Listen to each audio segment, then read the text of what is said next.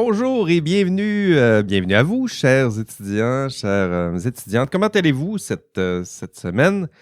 Cette semaine, c'est votre semaine, comme nous dit notre ministre de la Santé. Cette semaine, à partir du 14 mai, pour les 18 ans et plus, vous pourrez prendre votre rendez-vous pour votre vaccin. Voilà, ça y est, enfin! Pour moi, c'est jeudi que je vais avoir ma première dose. J'ai bien hâte, là, j'ai mis mon t-shirt aujourd'hui pour me préparer tranquillement à ce qui s'en vient. L'été s'en vient, chers amis, l'été s'en vient. On lâche pas, là, puis je pense qu'on va avoir un bel été. Bienvenue à votre deuxième classe virtuelle synchrone en direct. Hein, vous l'avez vu la semaine passée. J'ai publié, on a eu un épisode en direct mardi, puis vendredi, j'ai publié l'intro du module 2.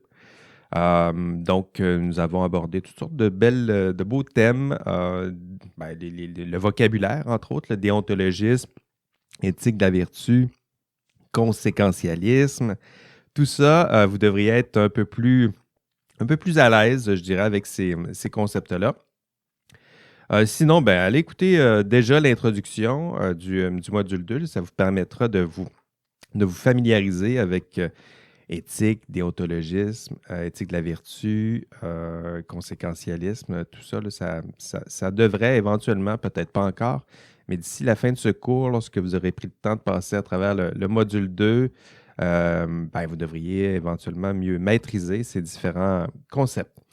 Donc, bienvenue à votre troisième épisode du podcast été 2021. Bienvenue à ceux et celles qui ont aussi choisi la voie du podcast. Il y en a plusieurs qui sont en classe aujourd'hui synchrone. On est une trentaine en classe synchrone. Puis, j'ai noté une trentaine d'étudiants là, qui écoutent en podcast. Donc, je vous salue tous et toutes bien bas. Merci à donner de la vie à cette classe d'été. Sans vous, il n'y a pas vraiment de communauté. Moi, j'aime bien. Avant, je ne le faisais pas, là, mais depuis, je dirais, la pandémie, j'avais besoin de ces rendez-vous-là. Au moins une fois par semaine, voir mes étudiants, discuter avec eux. Discuter, on ne discute pas beaucoup, mais sentir, je dirais, leur présence. C'est mon petit bonbon de la semaine, même après le cours, là, je regarde ce qui se dit dans le chat là, pour voir c'est quoi l'ambiance, à quoi ça ressemble, où c'est réveillé, où ça s'endort. Puis, j'aime bien voir ça. Donc, merci de votre engagement. Je suis notamment là, très heureux de l'engagement pour le podcast. Je pense que c'est un bel ajout aussi là, de vous avoir offert cette voie. J'en vois qui téléchargent les podcasts, qui les écoutent dans leur déplacement, pendant leur marche, leur jogging, leur promenade du chien. Il y en a un qui m'écrit, il se promène en auto. Il a même fait une randonnée suffisamment longue pour écouter 2 épisodes. Pourquoi pas, si vous vous déplacez en auto. En vélo, je ne suis pas sûr que c'est très prudent, sinon recommandé. Mais voilà, en podcast, pour vous, là, c'est une autre façon de garder le rythme dans ce cours. Merci encore de votre engagement. C'est pas tous les étudiants là, qui sont si engagés que vous. Je sais que vous avez l'impression que ça va vite, que vous êtes engagés. 2 podcasts, 2 épisodes. Déjà, on entame le module 3. Ça va vite. Si vous vous dites ça, ça va bien. Parce que je regarde les stats de fréquentation de l'ENA là, et il y en a plusieurs qui ont des stats beaucoup moins impressionnantes que les vôtres. Puis c'est un peu ça le défi là, d'un cours d'été. Là. Évidemment, je vais les relancer puis je vais essayer de les rattraper avant de les perdre. Là, mais après 2, 3, 4, à la 5e semaine, on peut déjà savoir qui va vraiment souffrir pendant ce cours-là et qui ne souffrira pas. En fait, ils vont travailler beaucoup, c'est sûr, c'est un cours d'été, c'est intense, mais actuellement, on sait très tôt là, qui risque de s'en sortir très bien. Merci aussi pour votre engagement sur les forums. Écoutez, j'ai reçu plus de 130 présentations sur les forums. Il y en a que c'est plus court, il y en a que c'est très long, puis c'est très bien ici. Là, j'aime bien ça, voir ça. J'ai pas le temps de répondre à toutes les présentations, mais j'ai au moins essayé de répondre aux 50 premiers. Ces 50-là là, ont reçu un petit message de bienvenue un peu plus personnalisé de leur prof. Puis pourquoi je ne réponds pas à toutes les présentations, c'est parce que j'y passerai la session. Là. C'est quand même long faire tout ça, envoyer un message, juste un message personnalisé aux 50 avec prendre le temps de lire, de le personnaliser, de relancer les étudiants, de leur poser une question. Eux, souvent, vont me répondre. Moi, je leur réponds après tout ça. Là, quand on est en train de faire cette transition-là là, entre la session d'hiver et la session d'été, pour moi, là, je me retrouve quasiment avec 450 étudiants. Je souffre, moi, moi aussi, ces dernières semaines. Donc, merci de vous être présenté, puis mille excuses à ceux et celles qui n'auront pas ce beau courriel personnalisé. Sinon, écrivez-moi, là, puis je me trouverai du temps pour vous écrire. Merci. Plusieurs milliers de branchements sur l'ENA aussi, je regardais ça. Vous êtes nombreux à vous être branchés fréquemment sur l'ENA, sur les forums aussi. Ça va bien pour plusieurs d'entre vous. 30 personnes, je l'ai dit, en classe synchrone. Pour moi, là, honnêtement, c'est du jamais vu comme pourcentage. Je ne sais pas ce que vous avez. Je ne sais pas si finalement vous avez adopté ce mode-là à distance, là, mais pour plusieurs, je pense qu'il y a un certain enthousiasme. En tout cas, vous semblez être engagé dans la bonne voie pour réussir ce cours. Puis bravo déjà pour cet engagement. Petit mot sur le forum 2. Le forum du module 2, cette semaine, il était en feu. En feu. Il y en a plusieurs qui ont fait le saut là, de voir la petite icône là, sur les forums là, qui nous dit combien de billets vous avez à lire. Il y en a plusieurs qui sont à 99 et plus. Là, ça veut dire qu'il y a de l'action sur les forums. Plusieurs exemples. C'était super trippant de vous lire des exemples de déontologisme, éthique de la vertu, conséquentialisme, là, mais je vous demandais d'appliquer ça, entre autres, là, à la culture populaire, culture geek. Il y en a qui donnaient des exemples. Là, Harry Potter, Le Seigneur des Anneaux, The Witcher, Mandalorian, évidemment, ça revient. Batman, Spider-Man, nommez-les, là, sont tous là. Naruto aussi, ça revient. Donc, de beaux exemples. C'est ce que je souhaite là, avec ces forums-là, que vous aidez à tisser des liens un peu plus pérennes là, entre votre culture puis le contenu de cours. Hein. Pas juste apprendre du contenu de cours puis les exemples du prof, là, mais essayer de faire des liens qui sont plus solides, des liens cognitifs, je dirais, plus durables là, lorsque vous êtes capable de tisser vous-même les propres liens entre le contenu de cours et votre propre culture. D'ailleurs, pour ceux et celles qui sont déjà tannés, là, que la culture geek soit mobilisée à ce point-là, je vous avais aussi posé la question sur les mêmes thèmes, là, éthique de la vertu, déontologisme, conséquentialisme, mais appliqués à la gestion de la COVID, donc gestion politique, le discours de nos politiciens, acteurs sociaux, médecins, tous ces intervenants-là là, qui nous disent quel est le bon geste, quelle est la bonne décision et qui tentent d'argumenter en prenant les différentes voies classiques maintenant que vous connaissez bien, conséquentialisme, déontologisme, éthique de la vertu. Il y a plusieurs excellents exemples qui ont été proposés par les étudiants. Donc, si vous avez de la difficulté à saisir ces concepts-là, allez voir les exemples donnés par vos collègues. Il y en a qui sont très, très éclairants, parfois plus éclairants que mes propres exemples. Donc, allez lire ça. Puis, ça vous inspirera aussi pour créer votre propre exemple et participer au forum. Travaux d'équipe. Les travaux d'équipe, les équipes, en fait, sont presque toutes faites. Vous avez jusqu'au 16 mai, 23h59, pour créer votre équipe.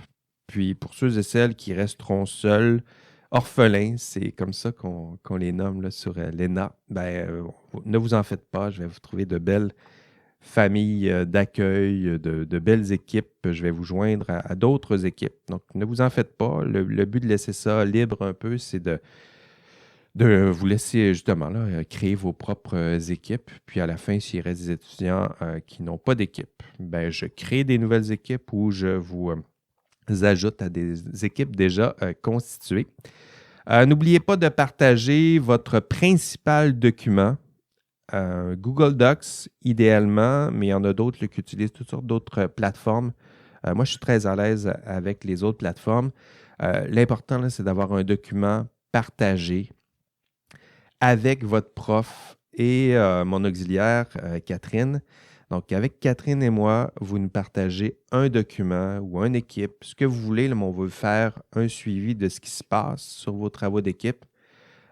C'est important. Ben, de mon côté, là, voir comment tout ça progresse, éviter les plagiats aussi, là, en me donnant accès aux documents, à l'historique, on voit un peu ce qui se passe. D'ailleurs, je disais à Catherine un peu plus tôt que ce genre de processus-là m'a aussi permis de résoudre un cas de plagiat à la dernière session à une équipe qui s'était fait prendre à plagier, c'est-à-dire que dans le dernier document remis officiel en PDF, il y avait un beau paragraphe que c'était clairement pas eux qui avaient produit parce que j'avais trouvé le même paragraphe sur Internet.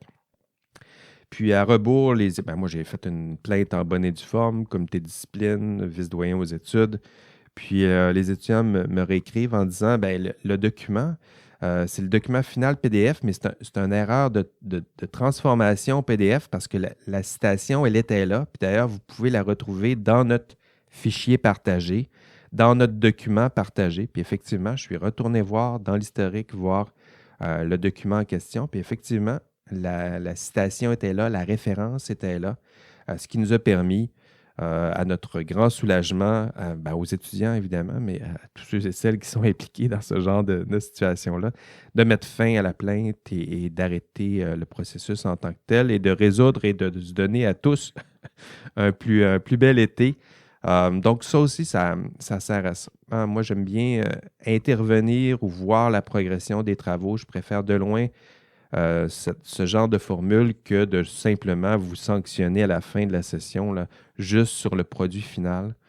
Des fois, c'est intéressant pour vous d'avoir nos rétroactions. Ben, justement, en nous donnant accès à ce document-là, Catherine et moi, on peut intervenir plus aisément et plus promptement dans la conduite de vos travaux. Donc, un document, je veux au moins un document partagé par équipe. Vous pouvez utiliser le genre d'équipe Teams. Il y en a qui travaillent sur Teams en ce moment, beaucoup même. C'est correct aussi. Discord peut-être pour nous ajouter à des équipes, mais ça me prend un document là, où je vois des traces de ce qui se passe. Donc voilà, c'était mes indications concernant les documents partagés. Module 3 maintenant. Êtes-vous prêts? On y va. Au cours 1, nous avons vu ensemble un exemple de problème éthique. Vous en souvenez-vous? C'était notre exemple de Karen Duhamel. Donc, si vous avez vu et lu, vous avez vu la vidéo de Karen Duhamel, vous vous en souvenez très bien et vous n'oublierez jamais. Mais les problèmes éthiques qu'on voit dans le problème éthique, c'est un problème qui reste quand même rare. Ben, heureusement que c'est rare, ce genre de situation-là. Mais ce que j'aimerais aborder avec vous, vous le voyez là, ça, c'est possible. C'est rare, mais c'est possible. Mais c'est heureusement très rare. Ce que j'aimerais aborder avec vous aujourd'hui, c'est les problèmes un peu plus fréquents. Donc, ceux qui ne sont pas rares, qui ont le nombre, qui sont fréquents. Évidemment, tout ça peut varier, là, mais ça peut varier la nature des gestes. Il y a des gestes qui sont souvent peu graves, mais ces gestes-là ne sont pas rares. Ils sont plutôt même assez fréquents et c'est surtout ce genre de problème que j'aimerais explorer avec vous. Ce sont des problèmes qui sont pas suffisamment graves pour être détectés, dénoncés et encore moins sanctionnés.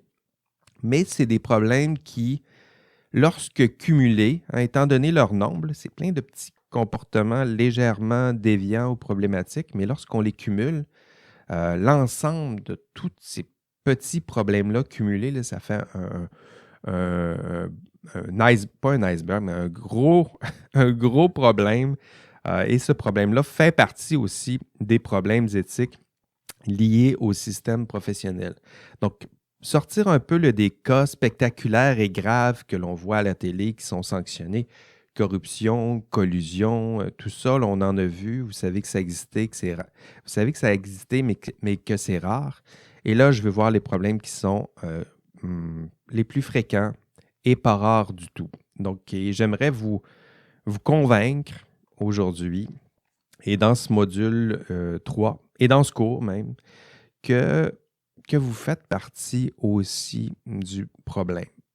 Donc ça, c'est peut-être le passage intellectuel le plus délicat et difficile. Vous démontrez que vous faites aussi partie du problème, que vous êtes aussi sujet ou sensible, ou fragile, vous avez certaines failles et que vous pourriez vous aussi commettre à 1, 2, 3, 4, 5 reprises ce genre de petits comportements-là qui peuvent être nuisibles pour l'ensemble du système. La question principale, les questions principales que nous allons explorer aujourd'hui, c'est êtes-vous à risque? Donc oui, vous. Oui, vous, là, personnellement, à vous qui êtes là en classe, vous qui m'écoutez en podcast, êtes-vous personnellement à risque? Sommes-nous collectivement à risque en tant que groupe, les professionnels, les étudiants en sciences et génie qui seront éventuellement des professionnels? Dans quelle mesure êtes-vous à risque personnellement, collectivement? Comment gérer ce risque? Comment réduire ce risque idéalement? Donc, ce sont les questions que j'aimerais aborder avec vous. Et en vous disant que vous faites partie du problème, ben, typiquement, vous ne me croyez pas ou vous ferez la sourde oreille. D'ailleurs, je le fais en classe, là, puis on peut le faire peut-être l'exercice avec vous. Là. Si je vous demande de... Tiens, je vais vous le demander.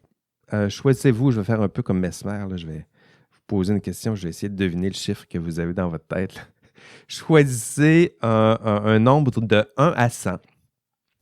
Et ce nombre nous permettra d'évaluer dans quelle mesure vous êtes honnête et votre capacité, je dirais, à résister à une tentation et à rester honnête. Donc, vous vous donnez la note 50 là, si vous pensez être aussi intègre que l'homme moyen. Tiens, je vais le dire comme ça. Et vous vous donnez le 100 si vous êtes totalement intègre et à l'abri de tout. Et 0 là, si vous êtes corrompu et vous avez une affection marquée pour le crime, puis vous avez tendance à vous prendre pour un personnage de Grand Theft Auto là, dans la vie quotidienne. Donc, 0 si vous êtes de ce profil, 100 totalement intègre et 50 si vous êtes l'homme moyen. Donc, pensez à un chiffre. Là, je vais laisser un silence pour que vous pensiez à un chiffre puis que je puisse lire dans votre tête. Non, c'était surtout pour prendre une gorgée de café. Le résultat, nous avons tous tendance à nous donner une très belle note. Et c'est encore plus vrai là, si j'ai donné cette formation-là à des profs d'éthique, des éthiciens qui travaillent sur le terrain, puis on se donne tous une belle note. Souvent, et la plupart du temps, supérieure à 50, qui est l'homme moyen. Le résultat, c'est que vous avez tendance à vous donner une bien meilleure note que l'individu moyen. Et qui est-il, cet individu moyen? Ben, il n'y a personne qui le sait. C'est qui cet individu moyen-là? Il n'existe pas vraiment. Mais ce qui est important, c'est que vous pensez légèrement supérieur à la moyenne. Je pense que c'est ça le constat qui est le plus intéressant. Là. On se pense légèrement plus intègre, plus honnête, plus résistant, qu'on aurait une capacité de résistance plus forte à certaines pressions, qu'on serait légèrement plus à l'abri de risques qu'on reconnaît pourtant aux autres. Donc ça, c'est la première statistique que je voulais vous montrer. Donc, vous avez tendance et nous avons tendance. Vous irez voir les résultats. Là, d'ailleurs, je vais vous poser cette même question-là sur le module 3. Il y a des sondages qui sont ouverts. Là. Je vous invite à y répondre honnêtement. Puis on verra le résultat de tout ça. L'effet, il y en a plusieurs qui pourraient l'associer à un effet que vous connaissez sûrement là, qui s'appelle l'effet Dunning-Kruger. Donc, qui est un effet qui mesure pas seulement en éthique, là, qui a démontré que les personnes en fait les moins compétentes ont tendance à surestimer leurs compétences. Puis les personnes les plus compétentes ont tendance à sous-estimer leurs compétences. Hein? Donc, vous êtes nouveau dans un bureau, vous êtes nouvellement ingénieur, arpenteur géomètre, vous pensez tout comprendre, puis là, tout à coup, vous surestimez vos compétences. Puis l'autre, qui a 40 ans d'expérience, à toutes les fois que vous lui demandez un avis, il est hésitant, il voit les risques, puis il est incertain, puis il doute de ses propres compétences. C'est un peu ça, l'effet Dunning-Kruger. Au début du cours, gageons que vous surestimez vos compétences en matière d'éthique. Comme nous tous, d'ailleurs, là, je le disais, on a tous tendance à surestimer un peu nos compétences, notamment en matière d'éthique. Mais à la fin du cours, j'aimerais que vous sous-estimiez vos compétences. Hein. Vous aurez sûrement garanti, peut-être avez-vous déjà ressenti ce sentiment-là là, avec la vidéo de Karen Duhamel, ressentir l'impression d'être encore mal outillé pour affronter les problèmes éthiques qui sont liés à l'exercice de votre profession. Puis ce sentiment là, de n'être pas encore suffisamment compétent pour résoudre ces problèmes, ben, ce sentiment-là là, de n'être pas encore suffisamment compétent, ben, ce sera un bon signe. Moi, je le vois comme ça, le signe que vous avez minimalement reconnu vos propres incompétences et lacunes, puis que vous êtes prêt à apprendre. Je pense que pour un pédagogue, c'est super important de mentionner ça très tôt dans le cours, là, vous faire ressentir ce manque-là, parce qu'une fois que le manque est ressenti, c'est plus facile de tenter de combler ce manque-là. Donc, tranquillement, vous démontrez, notamment à la fin de ce cours, que vous avez certaines failles et incompétences, mais à partir de là, que vous êtes prêt à apprendre, à progresser, à vous améliorer, puis individuellement, mais aussi collectivement. Mais pour l'instant, ben, vous vous surestimez, puis vous surestimez encore plus, non, pas encore plus, mais vous surestimez aussi le groupe. C'est-à-dire que ça aussi, je la pose comme question. Là. Pensez-vous que vos collègues sont meilleurs que l'homme normal? Ben, on a tendance à surestimer les membres de notre propre groupe, ceux qui nous ressemblent, que ce soit au travail ou même physiquement. Là, on a tendance à ceux qui partagent le même lieu, les mêmes valeurs, le même parcours. Je dirais, on a tendance à surestimer leurs compétences. Et en plus, bien, vous avez tendance à surestimer vos propres compétences par rapport à ce groupe. Donc, tout ça, là, c'est des belles surestimations des compétences. Et donc, pour l'instant, vous surestimez votre groupe.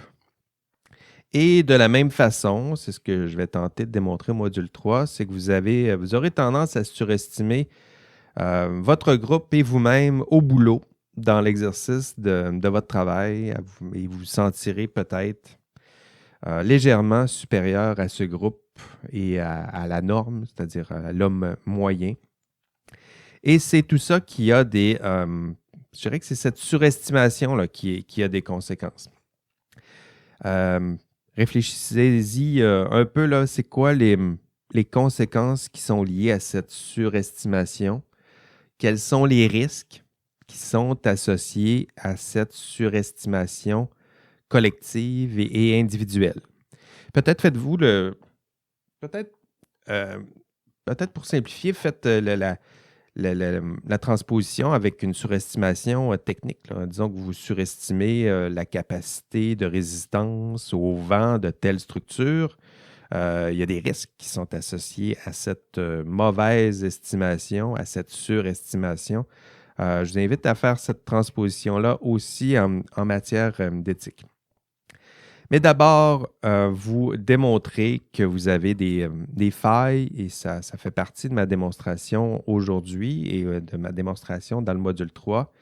Parce que, et je le fais très tôt dans ce cours, parce que la conséquence à cette surestimation individuelle et collective, c'est la fermeture au dialogue. Hein, quel dialogue peut-on entretenir avec une personne qui croit savoir? Qui croit savoir ce qui est bien, qui ne doute plus, qui aborde ce cours en disant bon, je sais pas mal ce que je pense de l'éthique, puis je sais ce qui est bien, puis c'est les autres le problème. Qu'est-ce qu'on peut apprendre? Comment peut-on dialoguer avec une personne qui se place dans ce genre de position? Est-ce qu'on peut changer, pensez-vous, un professionnel ou des professionnels si ces derniers ont adopté cette position là, de la non-remise en doute? Comment discuter avec eux? Ça devient vite un vrai problème au dialogue.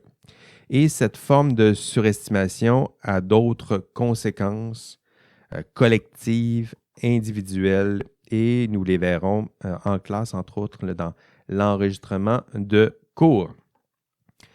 Donc, je le disais, cette surestimation, ce n'est pas seulement le propre de l'éthique. Cette surestimation peut être transposée à bien d'autres domaines.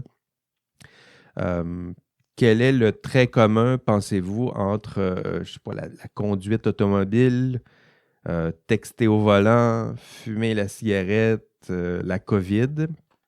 C'est que statistiquement, nous savons qu'il y a des risques associés à ce genre de comportement. Mais typiquement, nous nous sentons un peu plus à l'abri des risques que les autres. Hein? On reconnaît le risque pour autrui, mais on a de la misère à reconnaître ce risque pour soi-même. Hein? Le véritable danger, c'est souvent notre entêtement à nier que nous sommes, nous aussi, sensibles à ce risque. Et la solution, c'est de commencer avec la reconnaissance de cette faille, de nos propres failles. Évidemment, là, ça peut être un peu anxiogène, là, rentrer en soi puis voir ses propres failles. Mais en même temps, pédagogiquement, c'est intéressant. Vous allez identifier vos propres failles et le but, éventuellement, c'est de les colmater, ces failles, pour éventuellement être un peu plus solides. Pour prendre encore cette analogie liée à l'industrie de la construction. Donc, nous allons voir ensemble les risques qui sont associés à l'exercice de votre profession et je vous en prie, lorsque vous aurez reconnu ces risques et reconnu que vos pairs sont sensibles à ces risques, faites un effort supplémentaire en admettant que peut-être que, à quelque part, vous seriez vous aussi, vous ne seriez pas vous aussi à l'abri de ce risque. Donc, première leçon, nous surestimons. Ça nous arrive à tous. Nous sommes humains. Mais une fois que nos failles sont identifiées, nous avons à ce moment-là la responsabilité d'agir en connaissance de cause, notamment dans la prise de décision. D'ailleurs, dans ce module, afin de mieux vous observer et de constater que vous êtes, vous aussi, à risque, nous allons étudier le premier terrain que je vous propose dans l'enregistrement de cours, c'est la triche sur les bancs universitaires. Hein, quels sont les risques associés à la triche universitaire? C'est un bon exemple parce que on va voir quelles sont les causes de cette triche universitaire. Les causes, vous les connaissez. Tiens, vous n'avez jamais triché, mais je vais vous les dire quand même. pression de performance, manque de temps, manque de formation, des objectifs qui sont trop élevés, difficulté de la tâche, manque de compétences, influence des pairs, évidemment. Ça va revenir dans le contenu de cours. Et dans quelle mesure êtes-vous à risque dans un contexte de triche universitaire? Ben, ultimement, ce qu'on va voir aussi dans cet enregistrement de cours, c'est que ces pressions, ces risques, on risque de se reproduire dans l'exercice de votre profession. Hein, pensez-y, pression de performance, pensez-vous tout à coup que ça va se mettre à diminuer? Manque de temps, pensez-vous avoir plus de temps lorsque vous allez exercer la profession? Pas vraiment. Manque de formation, avez-vous la formation suffisante nécessaire? Allez-vous l'avoir à la semaine 1 d'exercice de la profession? Des objectifs élevés, des pressions diverses, des tâches diverses, des tâches à accomplir pour lesquelles vous n'avez pas nécessairement été bien formé. Manque d'encadrement, manque de soutien, influence des pairs. Donc, ce qui se passe dans un milieu risque de se reproduire dans un autre milieu. Et pour ceux qui sont en classe synchrone, là, vous voyez, il y a des chiffres qui apparaissent là, en ce moment à l'écran. Là. Ce sont des chiffres qui font frémir, je dirais, le vice-doyen aux études à chaque fois là, que je lui présente ce genre de risque. D'ailleurs, le tableau ici, il faut que je le remette à jour. Là, il date de l'hiver 2019, mais gageons que ça n'a pas nécessairement diminué. Je demande à mes étudiants, avez-vous déjà triché en classe dans un cours universitaire ou dans un cours au cégep, mais dans un travail ou un examen? Puis, les étudiants, c'est 1 sur 2 qui confient avoir déjà triché à l'université dans son programme en sciences et génie. Donc, la moitié.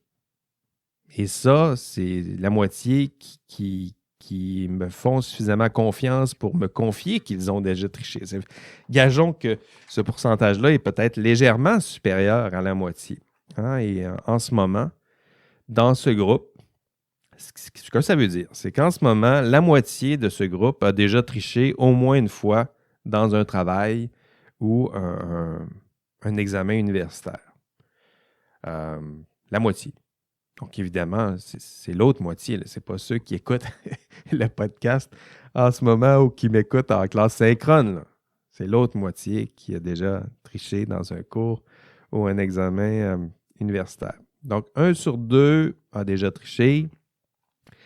Puis, 1 sur 2 risque de tricher, entre guillemets, dans l'exercice de sa profession, hein, pour les mêmes raisons, les différentes pressions, les différentes failles et risques que nous avons cités un peu plus tôt. Et gageons que tous ces étudiants qui trichent se disent et se croient intègres et honnêtes. En fait, ça aussi, ça fait partie du problème. La grande majorité des petits manquements, des petites triches ordinaires sont commis et commises par des gens qui se disent et se croient honnêtes. Donc, c'est pas le lot des criminels, là, ce qu'on aborde aujourd'hui. C'est des gens comme vous et moi qui se disent et se croient honnêtes et qui pourtant trichent dans des travaux, dans des examens et aussi, il va y avoir une transposition dans l'exercice de la profession. Donc, cette triche est importante. Les risques associés à la triche universitaire, leurs causes seront sensiblement les mêmes, du moins c'est la démonstration que je vais tenter de vous faire dans ce module 3, sont sensiblement les mêmes que ceux rencontrés dans l'exercice du travail et de votre profession. Donc, pression de performance, manque de temps, manque de formation, objectifs élevés, que j'ai nommé aussi. Influence des pairs, pression d'autorité, ça reviendra. Et dans quelle mesure êtes-vous à risque dans un tel contexte? Êtes-vous à risque en ce moment? Qu'est-ce qui vous place dans des situations de risque? Et quelles sont les pressions exercées sur vous et ces pressions risquent-elles de se reproduire dans l'exercice de votre profession? Je sais qu'il y en a plusieurs qui se disent, ben là, dans le monde du travail, ça va être différent, puis là, c'est l'université, puis on est en train d'apprendre, puis c'est correct, puis on n'a pas le temps, puis on gère des fois un peu mal le temps. OK, mais ce ne sera pas moins difficile dans l'exercice de votre profession. Si on regarde ce qui se passe dans le milieu du travail, si vous avez l'impression là, que ces pourcentages-là vont diminuer dans l'exercice du travail, bien, statistiquement, ce n'est pas ce qu'on voit. Hein? C'est encore 50% des gestes, des petits manquements là, constatés au travail. Vous irez voir dans l'étude que je vous cite dans le module 3, 50%, c'est à peu près toujours ce genre de pourcentage-là. Qu'est-ce qu'on voit dans le milieu de travail? Bien, il y a toutes sortes de petits manquements qui ne sont pas toujours sanctionnés, mais là aussi, qui finissent par nuire à la structure. Mensonges, toutes sortes de formes de légers petits mensonges, falsification, c'en est un peu, là. Donner un coup de pouce à certaines données, taire certaines données. Vol, vol, c'est pas toujours le brigand avec son sac qui se sauve avec l'argent là, de la banque. Là. Des fois, c'est partir avec des données, utiliser du temps de travail, par exemple, du temps personnel, utiliser des ressources de travail pour son compte personnel. Ce qu'on voit au travail, violation de politique interne, sécurité, des compromis, des comportements négligents en matière de santé, sécurité, qualité. On tolère des qualités moindres. Il y a toutes sortes de comportements un peu plus graves, harcèlement. C'est pas tous les harcèlements qui sont, et c'est pas toutes les formes de discrimination qui sont légèrement sanctionnées, mais vous le voyez qu'il y a des comportements qui peuvent nuire à la structure, même si ces comportements-là ne sont pas nécessairement détectés et éventuellement sanctionnés. Mais tout ça existe. Plagiat, vous pensez que le plagiat existe juste à l'université? Ça existe aussi dans l'exercice de la profession. Donc voilà, une belle liste de petits comportements navrants. Choisissez votre poison à petite dose, là, mais ça ressemble un peu à ça. Statistiquement, ce que ça veut dire, c'est qu'une personne sur deux va commettre ce genre une fois, au moins une fois, là, dans l'exercice de votre profession. Une personne sur deux va commettre ce genre de manquement. Et ce ne sont pas, évidemment, cette personne sur deux, là, c'est pas la moitié de la classe qui est là en ce moment, en classe synchrone avec moi. C'est l'autre moitié là, qui n'est pas là, évidemment. Hein? C'est toujours les autres. Ce n'est jamais soi-même. Donc, 50%, c'est ce qui vous attend. Pédagogiquement, c'est un constat qui est important. Vous êtes à risque. Vous êtes sensible. Évidemment, là, c'est une version condensée, là, cette introduction au module, mais vous le verrez dans l'enregistrement de cours. La démonstration est plus substantielle. Vous êtes sensible à certains contextes de risque. Vous avez déjà pris de bonnes et moins bonnes habitudes en matière de gestion de ces différentes pressions et contextes de risque. Et en plus, en matière d'éthique, vous n'êtes pas nécessairement compétent en la matière. Désolé de vous le dire aussi abruptement. Vous connaissez mal les règles, les normes associées à votre milieu de travail, les attentes, les obligations associées à votre rôle.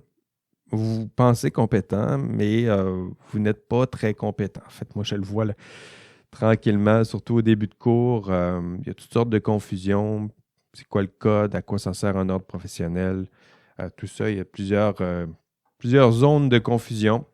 Mais pédagogiquement, le constat de vos propres failles est important. Le constat de vos manques de compétences en la matière est important parce que si vous vous croyez à l'abri du risque, moi, je vais perdre mon temps dans ce cours et je n'aime pas perdre mon temps. Comme vous, je n'aime pas perdre mon temps. Par contre, si vous acceptez, d'ici la fin de ce module et d'ici la fin de ce cours, si vous acceptez l'hypothèse que vous avez personnellement et collectivement des failles, que vous êtes personnellement à risque, ben alors on pourra travailler ensemble et vous pourrez travailler ensemble pour trouver ensemble des pistes de solutions. Cette démonstration de vos failles individuelles et collectives, je l'entame dans le module 3, mais je vais la poursuivre. Hein. Au module 3, on voit vous avez tendance à surestimer votre propre intégrité morale. Donc ça, on en a fait un bout ensemble. Module 3, toujours, vous avez déjà triché et vous le ferez encore et pour les mêmes raisons. C'est toujours dans le module 3. Module 8, on va voir ensemble, vous avez tendance à être plus loyal envers votre employeur qu'envers votre ordre professionnel. Donc, ce qu'on appelle le conflit de loyauté, on va voir ça au module 8. Donc, le fait que vous portiez deux chapeaux, là, le chapeau d'employé, donc allégeance à votre employeur, mais aussi le chapeau de professionnel et donc allégeance à votre ordre professionnel. Module 9, on va voir ensemble une autre faille. Vous avez tendance à privilégier vos intérêts personnels et ceux de vos proches là, et de vos semblables et au détriment des intérêts qui sont davantage liés à votre rôle ou à l'exercice de la profession. Donc, ce qu'on va appeler le conflit d'intérêts au module 9, c'est exactement ça. C'est une faille, elle est là, nous sommes humains et nous avons tendance à privilégier notre propre intérêt ou ceux de nos proches. Or, dans l'exercice de votre profession, on vous demandera de sacrifier cet intérêt personnel-là au profit d'intérêts autres qui sont liés à l'exercice de votre rôle et à votre rôle en tant que professionnel. Donc ça, c'est un sacrifice important, difficile, surhumain, tiens, pour reprendre le super-héroïque, tiens, on va le dire comme ça, sacrifier son propre intérêt au profit d'intérêts autres. Module 10, on va voir deux autres failles. Vous avez tendance à vous plier à l'autorité. Ben oui. Peu importe la forme d'autorité d'ailleurs. Ça fera partie de notre démonstration au module 10. Quel est votre rapport à l'autorité et dans quelle mesure résistez-vous ou non à des pressions qui viennent de l'autorité en place? Module 10, vous adoptez généralement le comportement de vos collègues. Hein, c'est ce qu'on va appeler la pensée de groupe au module 10. Dans quelle mesure êtes-vous sensible ou faillible lorsqu'une pression est exercée par vos pairs, votre groupe, vos semblables?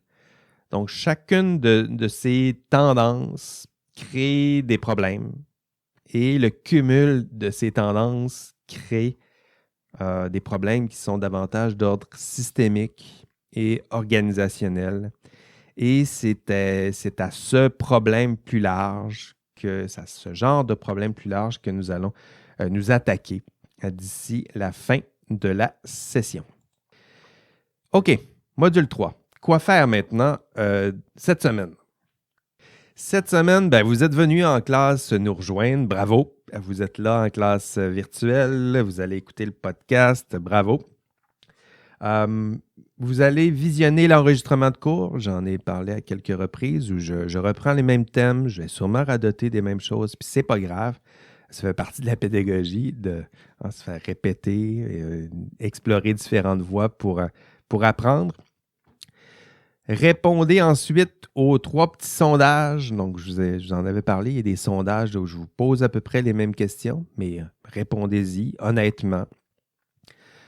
Ce serait absurde de répondre malhonnêtement à un sondage sur l'intégrité et l'honnêteté. Mais en tout cas, ça serait méta. Je vous laisse juger de votre comportement. Consultez et lisez le PowerPoint que j'ai associé à ma présentation en classe. Allez lire, il y a des lectures aussi au module 3, allez lire les textes vers lesquels j'ai pointé. Lisez le rapport de la commission Charbonneau. En fait, lisez pas tout le rapport. Là. C'est un rapport de 1400 pages. À moins que ça vous passionne, là, ça peut être une belle lecture d'été. Mais sinon, je vous suggère la lecture du module 3 où on regarde un petit peu les causes qui ont mené aux événements de la commission Charbonneau. Donc, vous avez vu un peu l'exemple de Karen Duhamel. Qu'est-ce qui a causé tout ça? Quelles sont les causes systémiques à l'intérieur du système qui peuvent mener à ce genre de comportement? Allez visionner aussi, si ce n'est pas déjà fait, la vidéo d'introduction là, sur la commission Charbonneau. Je vous ai préparé une belle petite vidéo simplifiée avec des beaux Legos. Allez voir ça si ce n'est pas déjà fait. Allez participer au forum du module 3. Et enfin, allez compléter votre questionnaire qui est intitulé Nature et mesure de la faute professionnelle. Donc, je vous invite à faire ça. C'est ce qui vous attend cette semaine. Concernant la commission Charbonneau, peut-être quelques mots sur cette commission. Je sais qu'il y en a plusieurs d'entre vous qui ne sont pas nécessairement en génie et même parmi ceux qui sont en génie ne sont pas nécessairement dans l'industrie de la construction. Mais ne vous y trompez pas, même si cette commission cible l'industrie de la construction, cible souvent le génie dans l'industrie de la construction, les entrepreneurs aussi et les politiciens, là, mais ne vous y trompez pas, même si ça a l'air là, d'être assez précis, la commission cible des problèmes qui sont structurels, des problèmes qui peuvent être transposés dans l'exercice de la profession. Dans d'autres professions, arpenteur, géomètre, vous n'êtes pas très loin. Ce n'est pas parce que vous n'êtes pas cité que vous n'étiez pas très loin du problème. Chimiste, agronome, il y en a quelques-uns dans le cours. Informaticien, ce n'est pas encore une profession reconnue, mais vous allez reconnaître des traits structurels, des éléments de structure et système qui peuvent être tout à fait transposés dans l'exercice de votre future profession ou dans l'exercice de votre futur milieu de travail. Donc, je vous invite à faire preuve d'ouverture, pas avoir l'impression là, que c'est la commission Charbonneau, ça parle de l'industrie de la construction. Oui, évidemment, mais allez voir les acteurs comme vous, qui vous ressemblent, qui ont souvent des parcours en sciences et génie et qui se retrouvent plongés dans un système de la sorte. Donc, je vous invite à réfléchir plus largement aux enjeux de la commission Charbonneau. Allez voir les différentes failles, les différentes zones de risque là, qu'on a abordées aujourd'hui. Là, pression d'autorité, allez voir à quoi ça ressemble un système où les pressions d'autorité sont viciées, puis regardez comment réagissent des professionnels comme vous. Allez regarder comment les pressions par les pairs. Allez voir là, lorsque le système est suffisamment corrompu ou vicié pour influencer l'ensemble des pairs. Allez voir là, ce qui reste de l'individualité là-dedans. Là. Lorsqu'on prend un individu puis qu'on le plonge dans un système qui est lui-même vicié ou problématique, peu d'individus s'en sortent. Là. Hein, pour lutter contre le système dans son ensemble, ça prend des têtes très fortes. Et la plupart des têtes, et je considère la mienne aussi, quand on voit que le milieu est problématique dans son ensemble, on a plutôt tendance à se fondre dans le système et ça fait partie aussi du problème. Donc, allez explorer ces enjeux-là, la commission Charbonneau, même si ce n'est pas exactement dans votre domaine d'expertise, vous allez voir qu'il y a plusieurs leçons que vous pouvez aller chercher dans ce rapport, notamment de la commission Charbonneau. Et je vous rappelle les objectifs de ce module. Donc, à la fin du module 3, vous devriez être capable de définir et reconnaître la faute et le manquement professionnel. Donc, qu'est-ce qu'une faute? Qu'est-ce qu'un manquement? Comment le définit-on? Comment fait-on pour le reconnaître? Comment fait-on pour les distinguer? Être capable d'estimer le nombre de manquements et de fautes, leur gravité, dans l'exercice de la profession, de nommer, d'expliquer les causes des manquements et fautes professionnelles. Si vous êtes capable d'expliquer les causes des manquements à l'université, et on tentera de faire la démonstration que ces causes se reproduisent dans l'exercice de la profession. Donc, si vous êtes capable d'identifier les causes à l'université, vous êtes capable de formuler certaines hypothèses sur les causes dans l'exercice de la profession. Et finalement, dernier objectif, être capable de proposer des pistes de solutions. Les pistes de solutions que je vous propose dans ce cours, ce module 3, les pistes de solutions sont assez simples. Agir sur les causes. Donc, identifier les causes et agir sur ces causes. Donc, si la cause, c'est le manque de formation, former. Si les causes, c'est le manque de surveillance, former. Si la cause, c'est pression d'autorité, bien, former les personnes en position d'autorité. Donc, vous voyez un peu où on s'en va avec ces différentes pistes de solutions. Voilà, c'est tout.